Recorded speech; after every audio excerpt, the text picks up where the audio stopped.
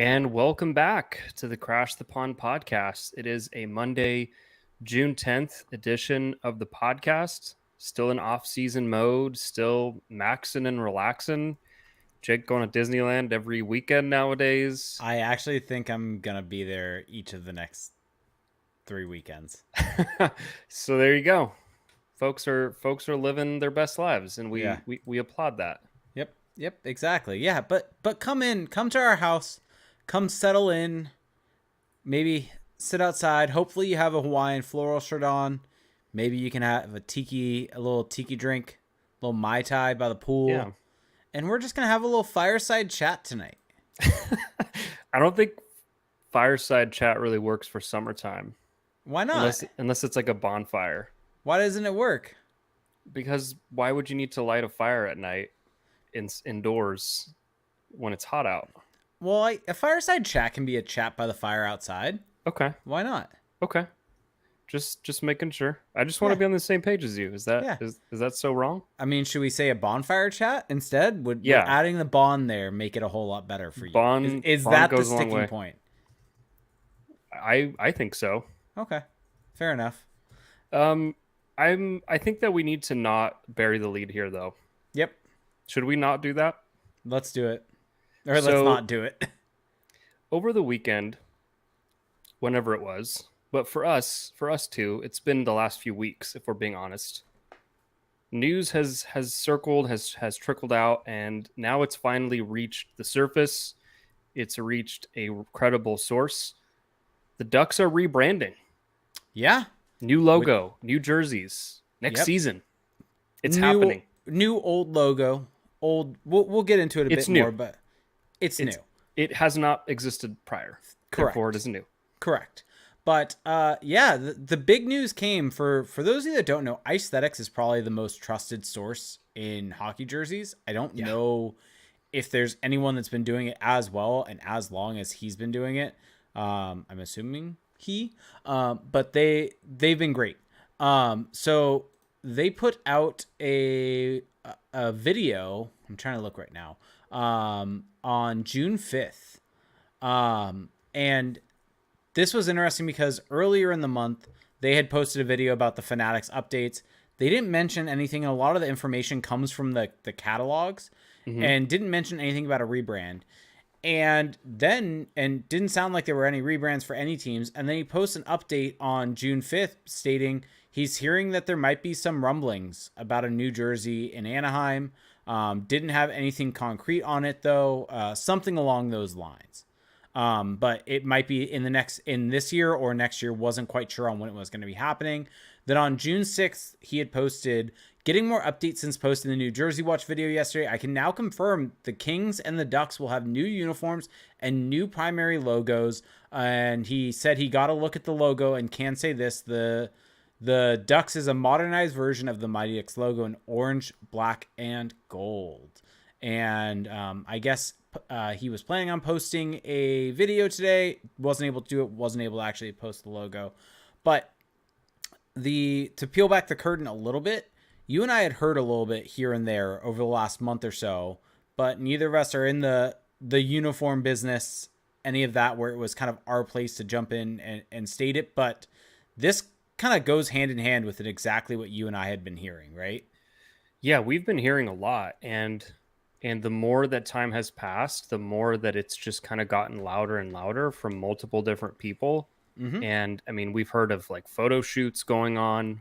I'm not going to like go into who's in the photo shoots, but it sounds like famous people are a part of it. All that to say though, that yeah, this has been building up for a while, and I'm just excited. I'm thrilled. And This is I awesome. guess to break down what the jerseys are, the information that we've seen and seen posted and all that stuff, it sounds like the rebrand is going to be an orange jersey at home, a white jersey on the road. Unclear. There seems to have been some rumblings on Twitter that the orange home jersey may have orange pants and orange helmets. That's That very is speculative. Yeah. very, very speculative. Although Okay. I should point out that the account that shared that has since been deleted from Twitter. Yeah. That was the NSD Sports, and NSD Sports may have gotten hit with some sort of cease and desist letter. We don't know. Yeah. But yeah, but So that part is a little more speculative. yeah, and even with that, I'm of the opinion I don't know if I necessarily love the idea of orange pants, but I'm in a wait and see mode on that. But the other pieces is it sounds like, I mean, the Ducks are for sure going back to the Mighty Ducks logo with some modernization to it. So it's not going to be a straight up copy and paste. It's not basically going to be the third jersey from the last couple of seasons. It's not just taking the Mighty Ducks logo. It's going to be some updates, some modifications. Sounds like there's going to be orange eyes within the crest. Some of the holes are maybe getting adjusted. Some modernization, less holes, and it's funny. Aesthetics, who supposedly has seen it, I think had mentioned. I'm trying to find what they the basically quote. said is that Yeah, sometimes you don't realize something is broken until you see a new version of it, or you don't realize something can be improved, because everyone loves the Mighty Ducks logo, yeah, but supposedly the new logo is an upgrade, and that's a good thing. yeah, yep. And then the other piece of information that we have is that white jerseys or white numbers on the orange jerseys. Was it black numbers on the Orange white jersey? numbers. Or wait, was it orange? I thought they were Yeah. black orange numbers. Yeah. Okay, Yeah. I might double check that, but I thought it was black. But okay, orange numbers on the white jersey. Mm-hmm. And they're gonna have a little bit of a Rangers shadowy vibe to them. Yeah, they have the shadow effect like the Rangers. Which, as we've talked about, I think when we've done jersey rankings on the Patreon episode, that shadow on the numbers for the New York Rangers, I think, is one of my favorite effects on any sort of jersey number or things like that, because it is so unique. Yeah, and it so is orange numbers, by the way. Orange numbers. Okay, perfect. Yep. Sorry about that. Orange numbers, and yeah, black and gold trim on the orange numbers. Yeah, I'm just really excited. I think it's going to be awesome. I think this team has needed a refresh, of revamp, and it's exciting. It's a really, really exciting time. The Ducks jerseys were not good the last couple of years. I've long said the current home jersey was fine as a third jersey. It was a good, I would say even borderline good third jersey. It was fun. Where it's different, it's unique when you're wearing it maybe 15 times in the season, and then the rest of the times your standard home and your away matches your home jersey. I think it's a fun little unique difference to it, with the Web D being this different logo as compared to the Anaheim Ducks logo at the word print at the time. The issue is that once that became the home jersey and you had a white version of it, it just really didn't work. Mm-hmm. The stripes on the side, the swoop of it, the Web D being so big and being so asymmetric, there were just so many things that were off about it. And it's been the primary jersey for about a decade now. And it's time. It's time for a change. It's time to go back to the Mighty Ducks logo for this team. It's really exciting to just think about at the draft, right? Things like that, where you're so used to seeing the Web D next to the Anaheim Ducks name, and that's no longer going to be the case. Little things like that, where the Web D was always there. That was kind of what was there for the last decade, and that's not going to be the case anymore. And I think that little change is going to be so refreshing as a Ducks fan. Yeah.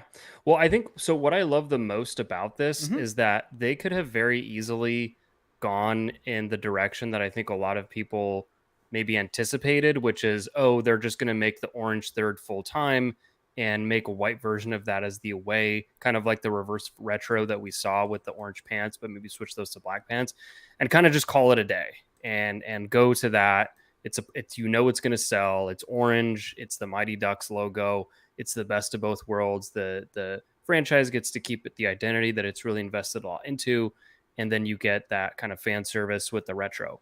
What I love about this, and I really want to emphasize, I really am a big fan of this, is that they're modernizing it. They're kind of blending that old school look of the Mighty Ducks logo and giving it a refresh, right? Instead of just going full retro, instead of just slapping the old logo onto the orange and calling it a day, they're trying to push the brand forward while staying true to its roots. And I love that personally. And I'm a fan of sticking with the orange. I know that everyone wants to go eggplant and jade, and I would not be against that at all. I would not be against a return to the eggplant and jade, but at the same time, I think that again, kind of blending up that past and the present and turning it into something new and unique. It's just really cool that they did that, because there was a very kind of path of least resistance money grab way they could have done it, and I like the fact that they're actually trying to make something new out of it. I would have preferred that personally, just because I think going back to that Eggplant Jade. iconic eggplant and jade, just go back to that jersey. It's iconic, everything like that. I think that's the ideal perfect situation, just because of how perfect those jerseys were.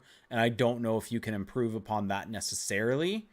But having said that, the Samuelis were never going to do that. You think about how much they've invested in the orange identity for this team. The fact that they renamed the season seat holders the Orange Alliance. Yeah. Something as small and minor as that, like that just goes to show, I think, how much they've thought about the branding and making this team kind of an orange team. I don't think just because of a 30th season that saw a lot of success with selling Eggplant and Jade that they would make that jump back, as much as I would prefer that. But I do think it's interesting, though, with the modernization of the logo, because this is what I was thinking about. Does this lead the way to having a alternate jersey that is Eggplant and Jade? Because I think that the Ducks probably saw the success of the 30th anniversary jersey and will want to capitalize on that. But my question and my concern was that I wouldn't want to see that jersey with the Web D on it, because the Web D is going to still be on the current home and away. It's going to become a shoulder patch. There are going to be modifications to it from all reports. I don't think it's going to be the Web D though. It's going to be like a duck foot. Which is the Web D same. Well, it's being modified. It's not the original, so I would be careful to phrase it that way. Fair. Yeah. And keep in mind, all of this is just kind of what we've heard. The reason why we haven't put this out there until now is that I don't want to report this as fact. You and I aren't in this. Well, we're not reporting it. That's just what I think Aesthetics said in a reply. Okay. Yeah. But just in general, kind of what we've heard on this type of stuff. But I wouldn't want to see that logo, even if the modernization of it as the crest on an Eggplant and Jade jersey. But I think that the modernization to the Mighty Ducks logo opens the door to a throwback jersey that is that original logo, that is slightly different, slightly unique. I think almost like what the Sharks have done when they do a throwback jersey, right? They have their current jersey that has the new logo, but they have a throwback that has the slightly older original jersey and the original colors that are slightly different than what they have now. And so this opens the door to that. Yeah, I think that that's a really good take. I think that because you've now created a new logo, that old school logo is just that door is still fully open to you. And I think that it makes the old school logo, the original, almost more valuable, right? That's why I like the fact that they didn't go full retro, because it's like you still have that door open. It's still something you can lean into.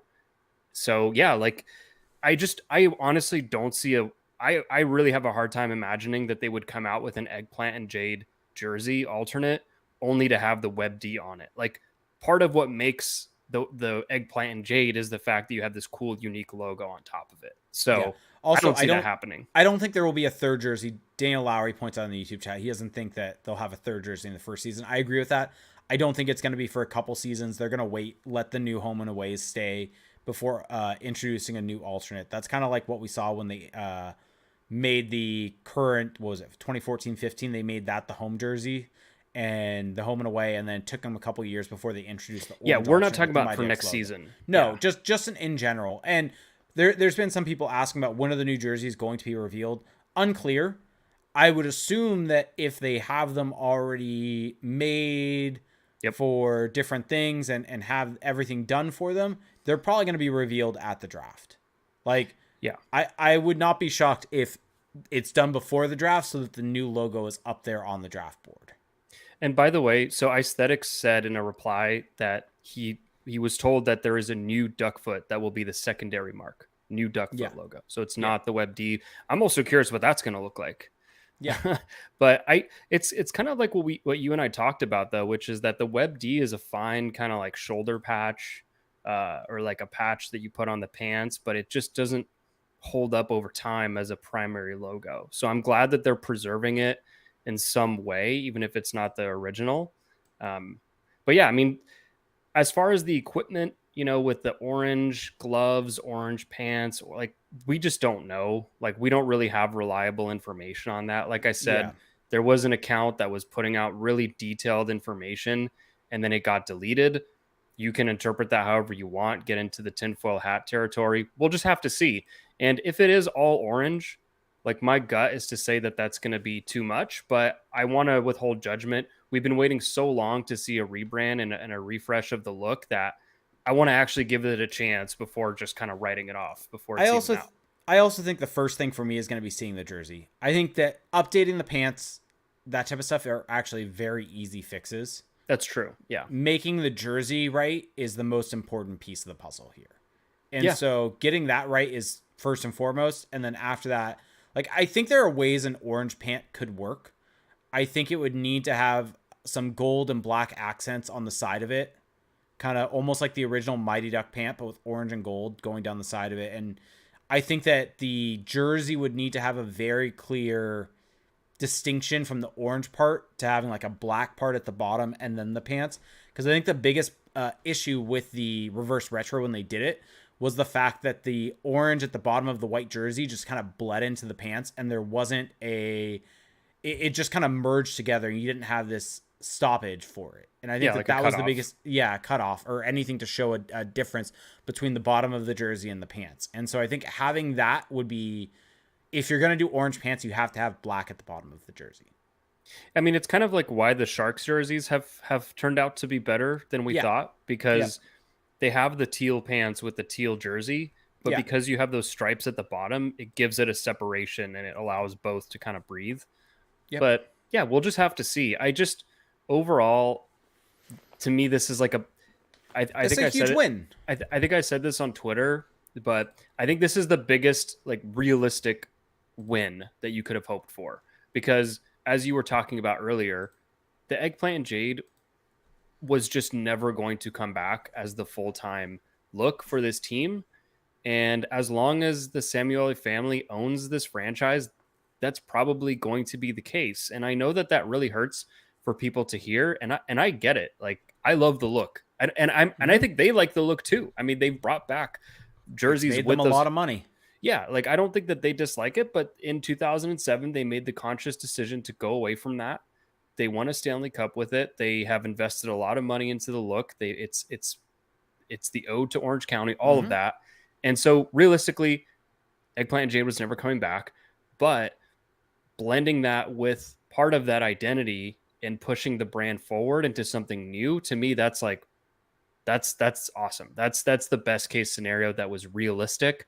And moving away from the current look, like, I just think that when puck drops next season, even after we see these jerseys and have time to react, seeing them actually on the ice, and like you said, the little touches, like seeing the new logo on the score bug on the Yeah. broadcast, like, it's gonna feel like such an upgrade. I don't think people are gonna realize how just detrimental and boring the old look was until we get to next season and we see just how fresh and fun the new look's gonna be. Yeah. And even on, like, I think the Bally's broadcast, I think when they would wear the the alternate, the orange alternate, it would update to have that logo. With the 30th, it would update to the 30th logo. Mm-hmm. But I think it's things like ESPN, things that don't update, that it's just like whenever they show the Ducks, it's going to be that logo now, no longer the WebD. NHL Network, say, or NHL.com, things like that, where it's no longer going to be that logo. And I just think those little touches where it hit me that the Mighty Ducks logo is back. Like, this is no longer a shoulder piece. This is no longer an alternate logo. This is the primary logo for this team. And I think that as someone who grew up with that logo, that's just really exciting. I don't know if there's much more to say on it outside of that. We've talked for 20 minutes on this. I mean, we've been waiting years. We've think about how many episodes we've spent on jerseys. Think about how many And questions we've gotten about it. Like, Think about people how many care about times this. people definitely care about this. And I think I'm very, very curious to see how the logo ends up at the end of this all. Because Yeah. from what we've heard from trusted jersey sources, things like that, is that it's a very, very good change.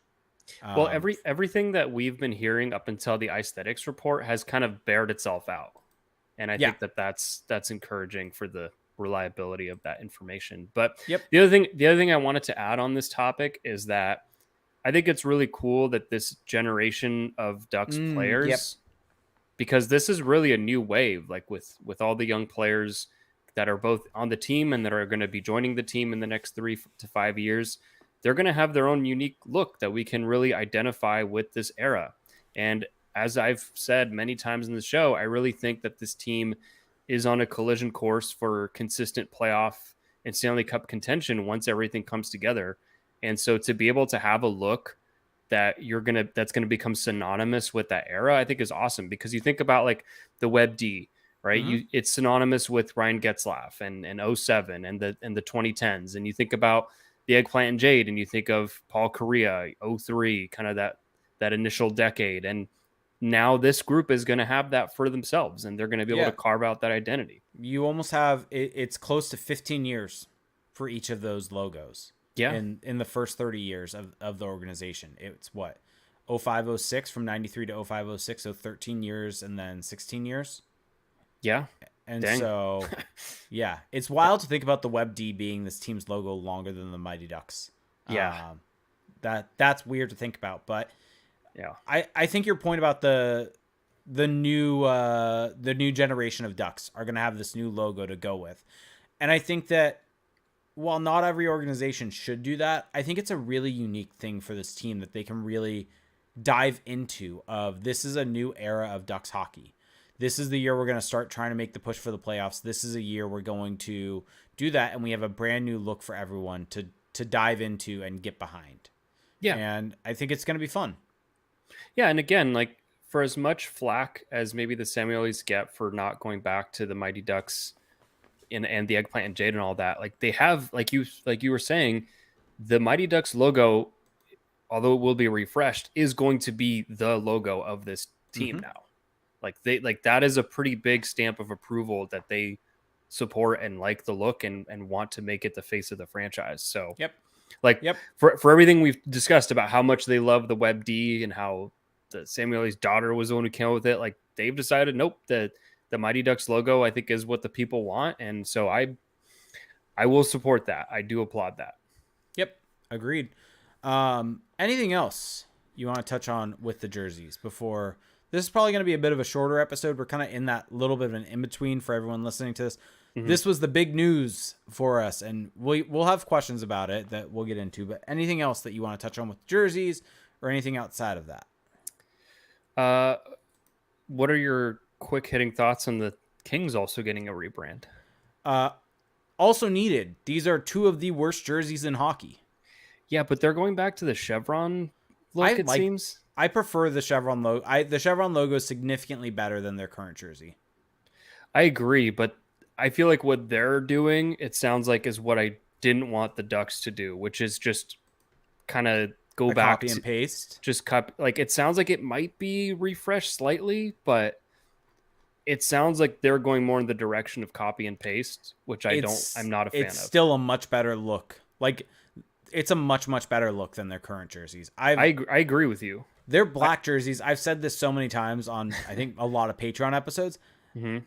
Not having a bottom stripe makes it look like a pajama or makes it look like a t-shirt. Like that is my issue with jerseys that do that. Is it's just a bad look. It doesn't give you a defining feature. I think they at least have the white stripe at the very bottom. I was going to say, don't they have a stripe? It's a very, very thin one. Okay. But I'm thinking about their original transition when this was the third jersey or introduced as a. They do have a bottom stripe, by the way. Yeah, it's very thin. But you're talking about the black jersey. Sorry. Yeah, the black one. Okay. The white one, when they added it, it has that on it. But okay, I think at least if they're going to make a black version of the current alternate, it's going to look a lot better. It's going to be better looking. I'm not the biggest fan of the chevron logo in the sense of it's just Kings and it's just kind of this weird. It's boring. It's boring. I think their best jerseys were the late 90s, early 2000s jerseys, either with the crown or the kind of shield crest thing with the lion in it. Black and purple. Yeah. Like they just do that. Yeah. Yep. They should, but this is better than what they have. Still not amazing. You could make Yeah. the argument the Ducks are doing a better version of that, but in the same category. The Not Ducks are 100% doing this better. I'm actually very correct. confident in that. No, I don't disagree, but I also think Hmm. that the best situation would be the Ducks just going back to Eggplant and Jade and Mighty Ducks jerseys. But As we that's not happening. discussed. Yeah. Yep. Yeah. No, yep. So, yeah. And it sounds like I was looking at Aesthetics Twitter. Sounds like probably by the time everyone is listening to the recorded version of this, there may be a video up. Okay. So it sounds like they're currently editing their video right now to publish from looking at their replies. So hopefully by tonight, yeah, someone asked, should us Pacific Coast timers still have hopes of the video being up tonight? And they sent like a grinning or not like gritting teeth emoji. Well, okay. Can I speak on that? Okay. So I am excited as anyone to see it, but I'm not in a rush. Like, let it happen when it happens. You know, like we're gonna be able to see it for years to come. Like, I think it's because the fact that they had posted that they were going to be putting up a video. I get it. End of day today or early tomorrow. Like people want to be able to hear about the logo a bit more. But so it's gonna happen. It's gonna Yes. happen in due time. If you just Agreed. close, like literally, if you just close your eyes and wait until training camp, you will wake up and it'll be there. So there's just, it's an inevitability.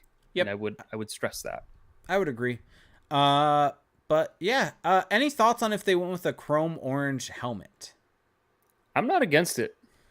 I'm not I against am. it. I like I like the chrome helmets, like the blue chrome that that the Canucks did. I thought looked really good. I don't know about it as like a full time, because I don't think any team has done that full time. No. But as an occasional, like, sure, why not? Yeah. Yep. Agreed. All right. Anything else? Anything else on draft prospects? Anything like that before we start jumping into questions? I'll give some Demidov takes. Okay. So I finished up my deep dive into him, and I am actually I have Caden Lindstrom just ranked ahead of him, just plainly. I think that Demidov has a electrifying skill set. He is the best puck handler and the best playmaker that I've seen. But my big concern with him is the fact that he played in a junior league this year that he shouldn't have been playing in. Like, he was kept in the MHL kind of against his will almost by the way that the SKA franchise operates, and maybe is trying to punish him for, I don't know, not extending or something. So there's that. It's hard to evaluate what he's doing when he's doing it against competition that I wouldn't classify as great, even though there are good teams in the MHL.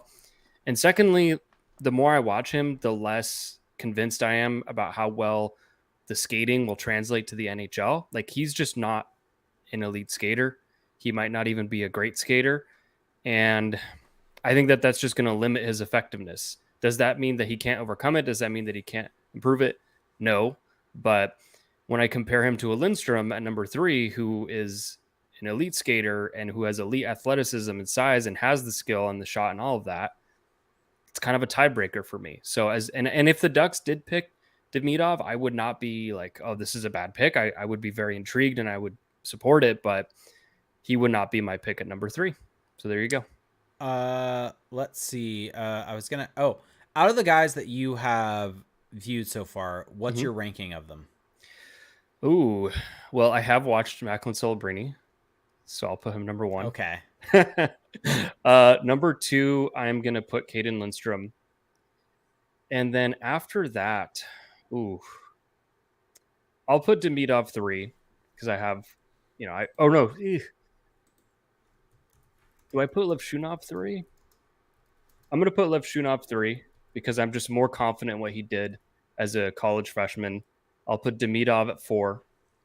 I will then put Salayev. After that, I don't know about the rest. I would have, because after that there's Salayev, Dickinson, and Buyam, who those 2 guys that I just named, I haven't seen enough of them. But Salayev, as people know, I'm pretty much out on. But yeah, that's sort of my ranking so far. I haven't gone through everyone. All right. So ready for some questions then? Yep. All right. So we're going to start with our Discord. Go to patreon.com/crashspawn, where you get access to our Discord. At the $2 tier, you can access our Discord. At the $7.50 tier, I believe is what it's at right now. The bonus $7.50. You get access to bonus episodes. You get access to Felix's breakdowns, all that different good stuff. But we're going to start with questions from there. Brad says, I keep hearing people talking about the Ducks taking a D-man. Wheeler goes on Light the Lamp and says Salayev would be the best choice.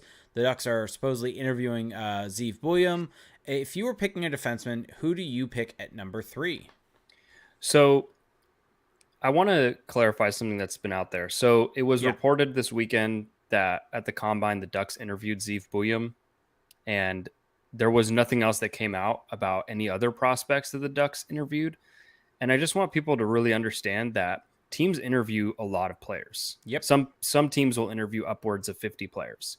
And so just because a team has interviewed a specific player does not mean that they intend on picking them. Sometimes it's just about relationship building. It's about favors for agents. Like, you just don't know. So I wouldn't necessarily look at that and say, oh, the Ducks are Buium is like I'm kind of victim to it because I started watching Buium games because of that, but I wouldn't say like this guy, oh my God, they're not going to take the guy I want just because they interviewed Zeev Buium. And I think also to that extent, we've heard about how much of this draft is kind of open, how much of this draft is open, how it really depends on what you're looking at. There could be someone on the Ducks staff that thinks Zeev Buium is in the conversation for 3. So why would you not interview him? There's there's nothing wrong. There's no salary cap. There's no salary cap. There's no limit on the amount of interviews that you can have. So if you have even an idea or a thought of potentially taking someone, why wouldn't you interview him? So I wouldn't overreact to that. I just think it's not that big of a deal. Do they take Zeev Buium? Maybe. Did the question ask about a ranking? It just says, if you were picking a defenseman, who do you pick at 3? I mean, if Levshunov is available, that would be my pick.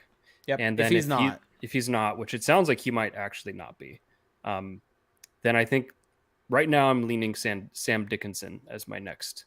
Not Zane Parekh? I haven't watched enough Zane Parekh to say, but he could be a fit as well. But I just really like Dickinson. I would probably go Parekh, but that's also without having really watched much footage of these guys and just kind of going based off what Elite Prospects has said. Yeah. But, so being completely open and honest with that from me. Medic said, will NHL player safety suspend Draisaitl after his high hit to Barkov that injured him? Should they, in your opinions? Yes, they should. Yeah. Will they? Unclear, but I think he should for sure get a game, especially with the fact that it was only a minor penalty and he played the rest of the game. Like, that is a hit that definitely warrants supplemental discipline. And Barkov didn't come back. Yeah. So that could play a part. I think he gets a game. Yeah, resulting injury, and also just the fact that if you watch the hit, his elbow makes contact with Barkov's head, and part of the Rule 48 is like, was it avoidable? And like, he didn't have to follow through and hit him in the head there. Like, it was. Didn't he avoidable. Also jump into the hit? So charging could apply. There's also charging is in there. Yep. Elbowing could be there. So yeah. Caden, number 2 fan wrench, said, if the Ducks end up with the 10th pick, who would you target? And does who the Ducks pick at 3rd overall affect your choice? I think that's assuming 10th overall is the Devils pick. So if the Ducks were able to get that, so who assuming Gibson is a, I mean, I know that people might not be wanting another smaller forward. Not that the Ducks have a lot of those, but I just love Berkeley Catton. He's a guy who is just so dynamic off the rush, and the Ducks don't necessarily, like, a lot of their forwards are kind of bigger guys, maybe less speed, and he brings that in spades. So I would love to see them take a swing on him there. I mean, I could see if they get 10th overall, maybe they take Lindstrom at 3 and then see which of the defensemen falls. Whether it's Buium, whether it's Dickinson, whether it's Parekh. Like, there's going to be a D that falls. They can't all go in the top 10. Like, someone's... And like, they could even... Maybe that's where you think about, like, even like a Tij Ginla. Yeah. You know, a guy who you just have a really high confidence about his NHL floor, and you know that kind of he can fit into your top 6. Like, there's a lot of different ways you can go there. But I think if Berkeley Catton is there, I would have a hard time passing up on him at 10. Yeah. D-Rock said, do you think Leo will/should be at development camp? Why not? No, he shouldn't. He's an NHLer. He's graduated. Development camp is not for guys that have played in the NHL. Dev camps for college players that don't have a chance to be at training camp, things like that, plus really a year or two after drafting, plus the guys that were just drafted. Dusty Birkenstock says, is there going to be a Crash the Pond draft viewing party? I believe that we will probably be doing a Zoom watch party for people from our Patreon. So keep an eye out for that. Mike will most likely be handling that, but we'll try to get word out soon on that. Stan said, will the Ducks go after an RFA? I mean, I don't think the Ducks are going to be signing an offer sheet if that's what you're getting at, Stan. Trade, sure, but offer sheets just don't happen at all. Ivan Demiduk said, who is Aesthetics and why are they reputable?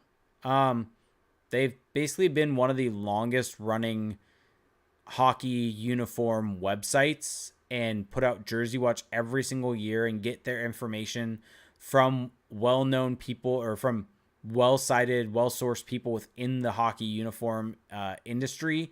They get the uniform database that they are able to, or the uniform catalog that goes out to retailers and get information from that. And so they have been doing this for long time, over a decade now, yep. and always are right with the information that they end up getting. So they are like if you were to think about Elliot Friedman for Jersey information. Yeah. Olaf is Berserker said, out of the guys currently on the roster, which single individual has to take the biggest leap forward for the Ducks to be a playoff team? Ooh, spicy question.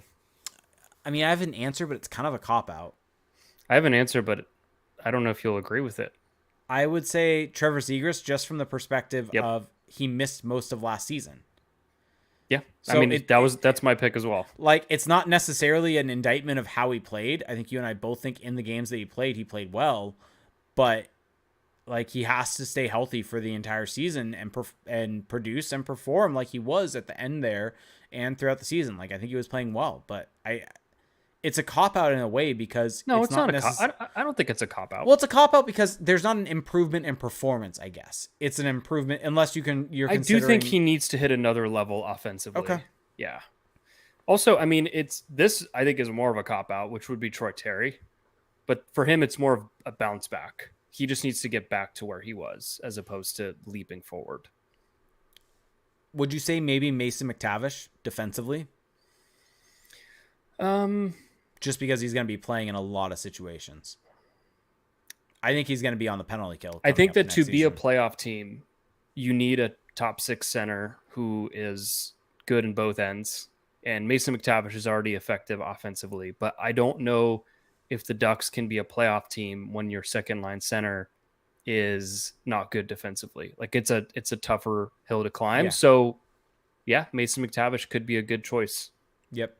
Stan said, does the Panthers' performance sway your opinion on roster construction? Well, another thing I wanted to point out about Olaf's question, because it's got the wheels turning now, is that they do need any of the young Ds to take us. Like they need Minchikov, Zellweger, and Lacombe we're all excited about, but like they've got to bring it now to be a playoff team, or at least to push for the playoffs. So, and they haven't really done it yet. Panthers' performance, I mean, no. Well-built teams have success. Yep. Gooser said, have you thought of any prospects to look at with the Edmonton pick? No. Not at all. Sasha Boisvert. The more I read about this kid, the more I want him to be, well, I want the Habs to draft him because he's French Canadian, but just a strong two-way player with a great shot. Sign me up. And then he also said, will the pending loss of cap friendly, which we should talk about, we haven't mentioned that at all. Do you think the NHL is trying to put an even tighter cap on what amount of information is public? No. Like the Capitals buying cap friendly has nothing to do with the NHL putting an even tighter cap on what amount of information is public. Like the NHL has all this information. They could make this public. The whole thing that Gary Bettman has said is he doesn't think fans care about this. Is the reason why there's not an NHL website for this. And just like with just like when cap friendly became popular, that was because General Fanager was purchased by the Vegas Golden Knights. General Fanager became popular because Capgeek, the owner of that, I'm spacing on his name, sadly passed away. Mm-hmm. And so, like, this is the cycle for these websites, and it makes sense. And I'm really happy for the guys at Cap Friendly. I do want to give them a massive shout out right now. They deserve this.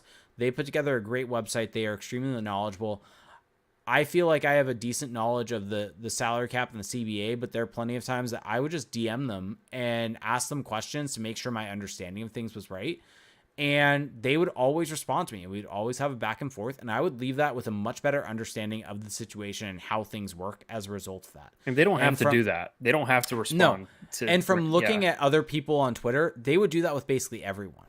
And I found that to be that just shows you the type of people that they were, and just how they wanted to make sure that the information got out and made sure that people were able to convey the information properly. And we would have conversations. They were happy that there was someone in the Ducks sphere that was trying to get that out properly. And I think that this is huge for them. They're going to be making money off of this that is going to help them and their families forever. They are going to help out the Capitals. Like, this is great for the Capitals. They now have two guys, right, on their staff that have encyclopedic knowledge of the salary cap. You look at Vegas, right? Why do you think that Vegas, and this is more rhetorical, not one to you, Felix, but why do you think that Vegas is one of the best run teams from a salary cap perspective? They are the team that is always going to spend to it and always find ways to get out of it, find all of the loopholes within the salary cap, the things that everyone thinks that they're doing that means that they're cheating, when they're not. They're just utilizing the salary cap. It's because they hired the guy that created General Manager, created the expansion draft tool for that website. And he is someone that is on their staff that they have mentioned has an encyclopedic knowledge of the CBA and the salary cap, and they are able to use that to their advantage. The Capitals now have this same type of person on their staff. And so it's great for them, great for the Capitals. Bummer for us for losing Cap Friendly, but on that same front, there's Puckpedia out there. Puckpedia do a good job. Yeah. They are now going to get a whole lot more. There are things that they are probably going to need to upgrade on their website for the servers and things like that, but they are a very good website also. And they have information that even Cap Friendly didn't really make as their center. website it's much easier to find out when someone is going to become a UFA on Puckpedia. Yeah, that's always been the big advantage. Yeah. So just wanted to mention that. So anything you want to add on that or no? No. Okay. Caden, number 2 fan rant, said, if Ducks draft Zeev, what would you do to shore up the right-hand D over the next several seasons? I don't know. I mean, just acquire right shot defenseman at some point. Yeah, and I also think you can figure out, it's not ideal, but figure out which guy can play the right side. Well, I think they've already gotten some clarity on that with Zellweger being on the right side in the AHL and the NHL this season. So yep. I'm guessing that would be the workaround, and also there is the reality that at some point Fowler will be gone. Yep. And so that will create a little space, and who knows, maybe Lacombe gets traded down the line, so it might not be as crowded. And I do think that if you think it's a best players available situation, just take the player and figure it out later. It really should not be prohibitive. If you think that there is a gap, obviously if it's a tie between two guys, then tiebreaker for me is handedness. But agreed. All right, so now we're gonna go to Twitter. I got 3 Twitter questions. Trevor Zebras asked us, with the Levchinov reports and Demonov reports, I'm fairly confident that Levchinov will be a Hawk. I've watched a ton of Lindstrom and think he is an exact for beat guy. What would you guys say the 2 best things and 2 worst things about Lindstrom's game are? I'll leave that to you because you've watched so much of this film. So I think that did you say the best and worst? Yes, 2 best, 2 worst. The 2 best. Well, number 1 is just the physical profile.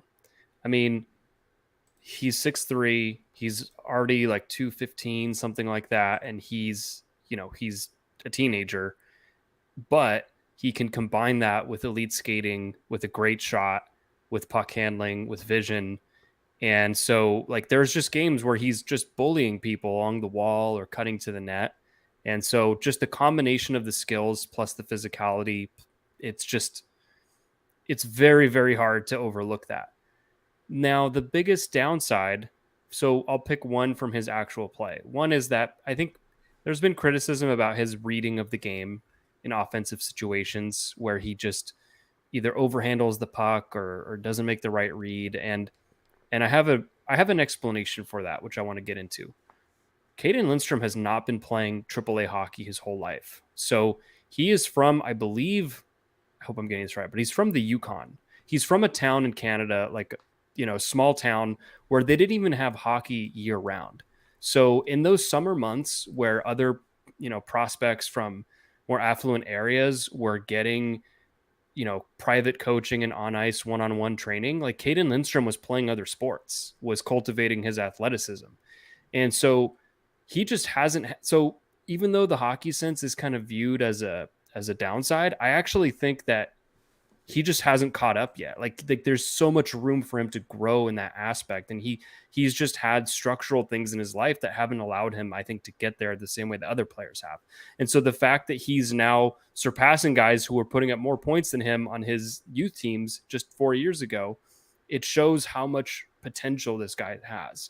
And then the other downside is just that he missed half the season, and the back injury is concern for folks. But the more information that comes out about that, the more it seems that teams are just not as worried as we thought that they would be. So I'm just all in on Caden Lindstrom. I love the player. He seems like a really good dude. All of the insight about him just seems that he's a great person. So I'm just really rooting for that kid to go somewhere and shine. Yeah. So not the Yukon, but from town Chetwynd, British Columbia. Okay. So very far north in British Columbia. Oh, okay. Population is 2,600 residents. Yeah. So yeah, not a lot there. So you were spot on with that could have made our list of random Canadian towns. I'm looking at it right now. It is like a perfect random Canadian town. Yeah, I don't know why I thought Yukon. There might be another player who's from there. I mean, it's kind of in that area. To be fair, he's from. There's not a whole lot going on out there, it would appear. So. No. Yeah. And then the other question, more of a fun random question. This is from Trevor Zebras again. Now that Zellweger and Minchkov's rookie seasons are done, which numbers would you like to see them wear? Minchkov, let's go 95 or 96. I'll go with 95 or 96. Yeah. Zellweger, let's go with 3. Let's go with 6. Oh no! Don't give him the Drysdale number. That number's cursed. Wow. That number's cursed. Wow. I want give Pavel Minchkov a flashy Russian like Pavel Bure type number. Okay. Just go that route. And then for Zellweger, I like 3. That's what he wore in San Diego, and I thought it looked good on him. So 3 works. Yeah, 3 works. Justin Beck said, "Hey Jake, question for the pod tonight if it's not too late. Was curious to know what the power play looked like for Cronin or for the Eagles while under Cronin." Oh, yep. Sorry. Colorado Eagles numbers for the power play under Cronin. Sorry, is that Justin, even relevant anymore? I don't have that information. Wow. I do not have that information. You know what though? Andy. I appreciate you asking I appreciate the thought. I like that you have the confidence that we would know that, but that's really stretching us then. Yeah, and AHL power play numbers aren't that easy to access. The AHL is just a mess. I watched the most AHL hockey I've ever watched this year, which was still not a ton, but like there's just no consistency down there with anything. So I just throw it all out. Brian S. Lind asked us, what are your thoughts on Rodwin Dionicio? And he asked another question, but I don't fully understand it. So thoughts on Rodwin Dionicio and his upside? I have no thoughts. Although it sounds like reading, was it Craig Johnson or Jim Johnson? There's 2 Johnsons in the Ducks. The director, one of the player development guys. Well, Craig Johnson is the assistant coach that's no longer there. So there was someone within the Ducks organization who had Jim. There was the article where he gave comments about basically every single prospect. And they seem to be really high on his potential. And, he's got that offensive upside. And it seems like he said this about basically every prospect, but like get bigger and stronger. But there seems to be a lot of internal belief in him just based on those comments. But I haven't watched him at all, so I can't say. Yep. All right. So now we're going to go to questions from our Twitch and YouTube chat. So if you're in there, please throw in your questions. If you're listening to this on your favorite podcast services, you can find us at twitch.tv/crashspawn, where if you have Amazon Prime, you get 1 free Twitch Prime gaming sub each and every month, and it does help out more than you can imagine. Please hit that subscribe button. Also, if you just follow us, you'll be notified when we go live. But with that subscription, you get special emails in the chat, special badges next to your name, and you can be just like Fat Geralt, who resubbed for his 32nd month. And then another way to support us completely free to you is go to youtube.com/crashspawn, where you can subscribe to our channel there, completely free to you, and you get notified when we go live. That subscription does help out more than you can imagine, and so does liking this video. If you're watching this now, like the video, Like Spike. Spike this thing. But also, if you're listening to this on your favorite podcast service, I know you have a YouTube account. I can see that all of you have YouTube accounts. Go subscribe there. I know that we have more people listening than we are subscribed to on YouTube. So go check us out there. So let's see. Austin Price 529 had said, realistic top 6 for the Ducks on opening night are Gensel and Stamkos realistic targets. I don't think Gensel is a realistic target. I don't think Gensel is either. He's going to want too much. Stamkos could be realistic. Stamkos is gettable. It's just a matter of, does he want to come to the Ducks? Yeah. I think that's really what it comes down to, because I think the Ducks would want him. But realistic, I'll say top line of Killorn, Carlson, Gauthier, and then second line McTavish, Zegras, Terry. Does that seems pretty realistic to me? Yeah. Average Canadian Tie said, what do you think the odds are that we make a trade on the draft floor? 50-50. Yeah, I would say so. 50-50 is a good number. Yeah. Hammock M said, are the cap rules that complicated that the Capitals had to hire cap-friendly founders? Couldn't teams just hire people who are good with data? Yes, the salary cap rules in the CBA are actually very complicated. Well, I think... Oh, sorry, go ahead. I think that there's more to that question, but go ahead. It is complicated. It's not so much about just compiling the data. It's understanding how to utilize the data, how to build it, how to track the data with how the cap has accumulated day by day, how to manipulate the system, and how to do all of that. And so you're hiring guys that know how to do this, have it in a ready-made system that is now going to be a proprietary system for your team. It's just something that helps out the Capitals in ways that they're getting the database, they're getting that website, and they're getting these guys that know this thing front and back. So my pushback on that would be that the hiring or whatever, the acquisition of cap friendly or whatever the actual thing that happened was by the Capitals says just as much about the Capitals as it does about cap friendly.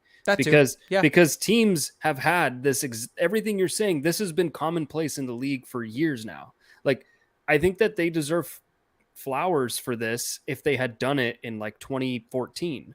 That's fair. That's a good point. Teams have been doing this for a long time. And yes, the rules are complicated, but they're not like, it's not like rocket science. And so, yeah, like you do need an expert. I think you do need someone who's facile with the rules and who can act upon them. You do need a database. You do need all of that. And I think that this story kind of allows us to delve into that and peel back the curtain a little bit, that teams do have dedicated staff for that very purpose. But by all accounts, it just seems like the Capitals were very behind the curve on this whole thing. Yep. Sean said, do you think the Ducks spend to the cap this season, or do they bank some cash to make sure they can go after the larger FA market at the end of next season? I don't think they spend to the cap. I don't know if it's because of the larger FA market at the end of next season, because like one of the things is you always hear, oh, next year's free agent market's going to be better. But the issue is those guys end up signing extensions. The cap increased. And it did. But I think that they're probably not going to spend to the cap because they're going to want to sign their own guys, and those guys are going to need raises. This just isn't the year to spend a lot of money, I don't think. Yeah. Not that it's our money, but I don't think that this is the year for that. Nasrini Prihati said, thoughts on the report saying the Ducks are leaning on Sam Dickinson? So I don't know if those are actual reports. Okay, so the reports that I think you're alluding to are that it's people saying that in the scouting community, people are saying that the Ducks may be looking at Dickinson, right? And it's one thing to say that scouts are out there and think that, and a whole nother to actually have information that that's what the Ducks are thinking. So I'd be very careful to like look at that and say, oh yeah, that means that that's what they're doing. Of course, scouts talk and there's a lot of mingling, so who knows? But I mean, hey, if the Ducks pick Sam Dickinson, I think that would be a fine pick. I really like his game. It definitely does not help the left-hand shot defenseman logjam, but anyway, my thoughts are that be careful what you read. Yep. And then also they asked, do you think Verbeek will trade down? No. I doubt it. Just take your player. Also, like, what's the value? Like, what's the real true value add? Like, is it worth getting an additional like second round pick or something to move back? Yeah. I don't really see it. Yep. Average Canadian Tie said, if they do pull the trigger on a trade, what do you think is a realistic scenario? Is Gibson a no-go? Lots of rumors about Zegras, but I doubt they'll move him. What do you think, though? I think this is about like a draft day trade. Yeah. Unclear, but I don't think that. I mean, I said it on the last pod, but I think did I say Gibson's 75% chance he's staying? Is that what I said? I think so. Yeah. I think if they're making a trade, I think that it's them going out and acquiring a piece, not like trading someone away like in a Gibson or Zegers scenario. I think it would be them trying to go out and get someone to add to their roster without giving up like real pieces or non-futures. So. Yep. MM McComic said, with all this talk about trading John Gibson, what would be the benefit of that other than salary relief? At this point, he's not a starter, but he's a serviceable backup to take pressure off Dostal. I think you kind of answered your question. Yeah, salary relief, and also if there's a return. That's the thing. If you can get a solid return, if you can get a premium asset in return, and then you have the cap relief, like that is a net positive. Yep, especially if he's a backup making that much money. But there's the flip side of it, which is that if he can continue what he showed this season, which is just be like a fine average goalie, that is going to have benefit to you as you start to chase the playoffs. So like I think a straight salary dump of Gibson, I don't know if that makes full sense at this point in time, but if you can get something in return for him, then that changes. I don't think that there's really like a right or wrong answer. Like it's not either team don't trade him or team trade him. It just really depends on the facts of the potential trade. So yep. And let's see. Lou had asked us, and this is perfect because we'll get to a couple shit show questions before we get out of here, but what's the best Dr. Seuss book and why is it Horton Hears a Who? It's the Lorax. Come on. It's probably Green Eggs and Ham. Green Eggs and Ham is up there. It would probably be my A tier, but I'm putting the Lorax in the S tier.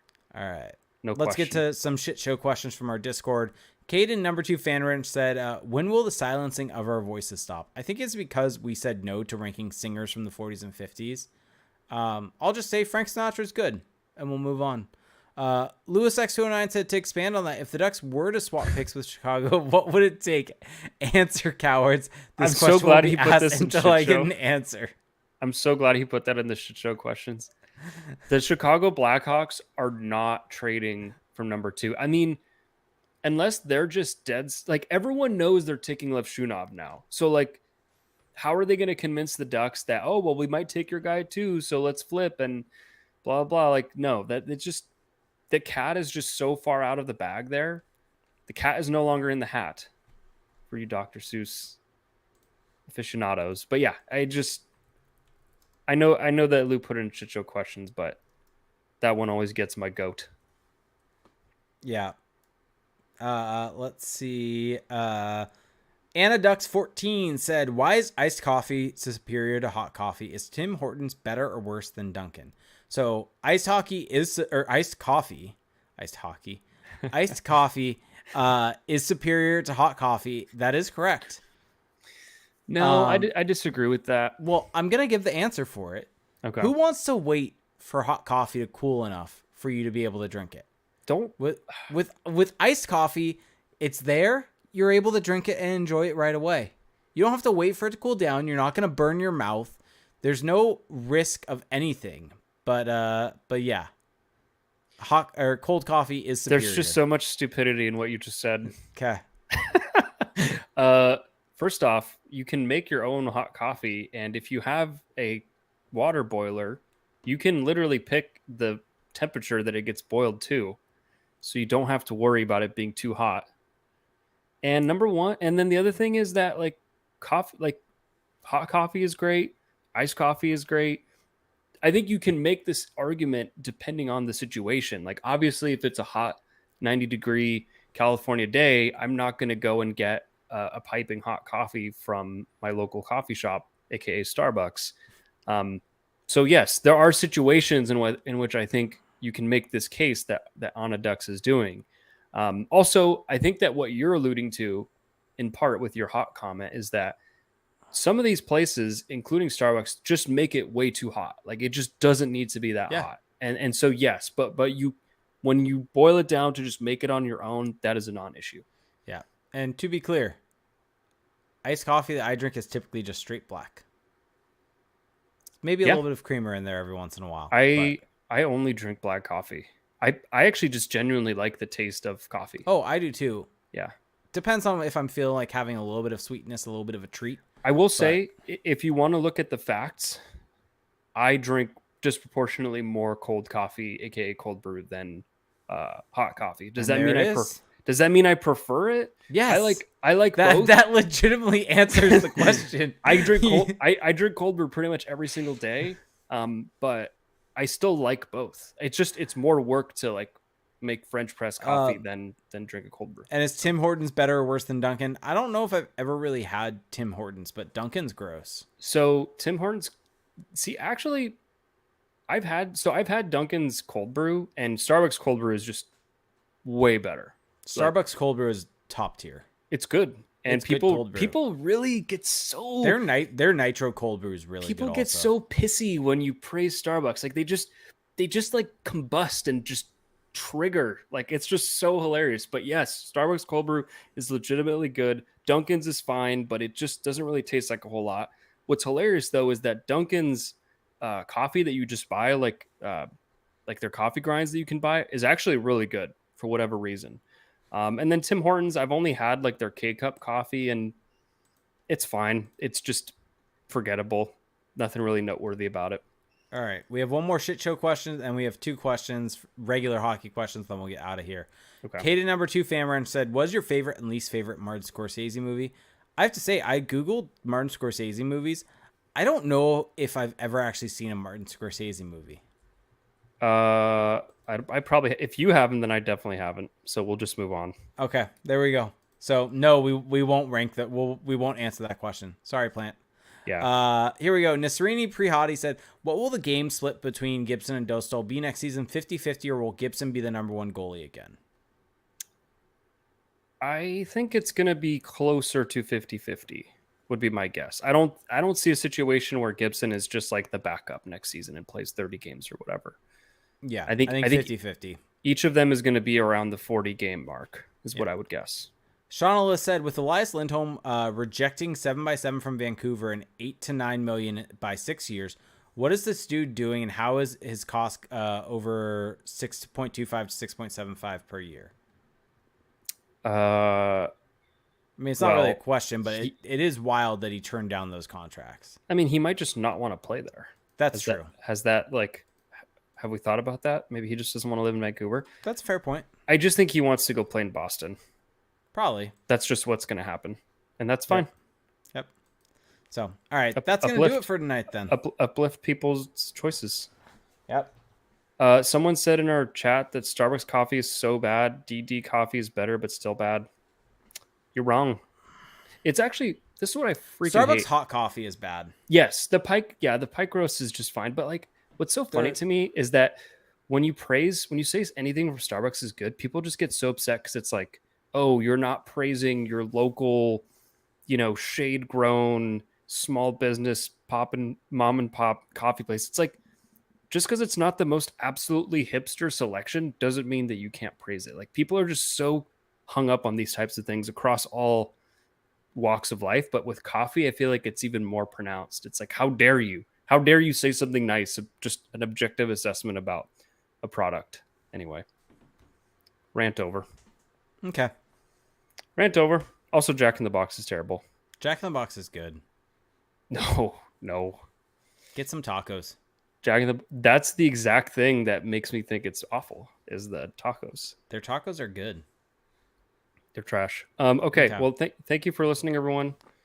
Good on me for getting the last word in there. But if you want to support our podcast, there's a few very easy ways to do so. First off, go and leave us a rating and a review on Apple Podcasts.